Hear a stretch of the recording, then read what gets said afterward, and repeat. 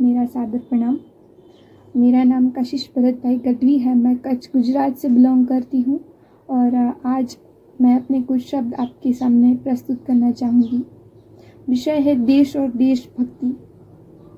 तो विषय का नाम सुन के ही 2 लाइन कहना चाहूँगी कि देश से है प्रेम तो हर पल ये कहना चाहिए, मैं रहूँ या ना रहूँ भारत ये रहना चाहिए।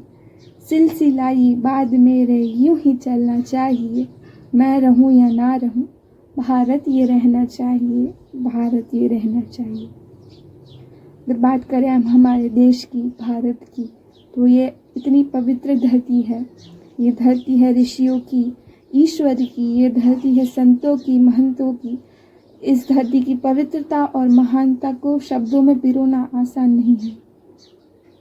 हमारे ग्रंथों उपनिषदों में भी इस देशभक्ति का वर्णन किया गया है, देशभक्ति का उल्लेख किया गया है। मैं बात करूँ रामायण की, तो जब श्री राम वनवास गए थे, अयोध्या से दूर गए थे, अपनी मातृभूमि से दूर गए थे, तब वे अपने साथ अयोध्या की माटी लेकर गए थे और रोज उस माटी की पूजा करते, अर्चना करते। देशभक्ति इतनी ही सरल है कि हम अपने देश की माटी को सोने से भी महान समझे, उसको मान दे, सम्मान दे।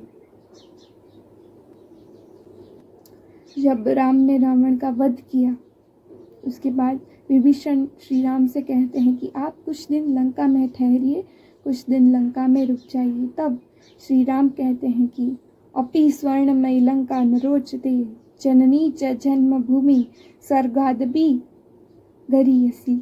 इसका अर्थ है कि मुझे इस सोने की लंका में कोई रुचि नहीं है, मुझे सोने की लंका भाती नहीं, मुझे तो मेरी माँ और मेरी जन्मभूमि स्वर्ग से भी महान लगती है।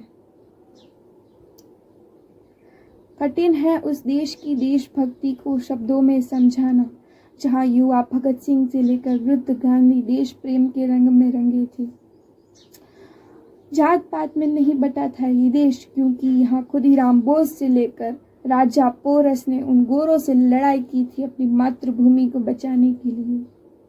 भारत माँ के बेटों के बाद अब बात आती है उनकी बेटियों की, तो जहाँ क्रांति की रानी लक्ष्मीबाई ने तलवार उठाकर, तो राजमाता जीजाबाई ने धर्म की पहचान दिलाई।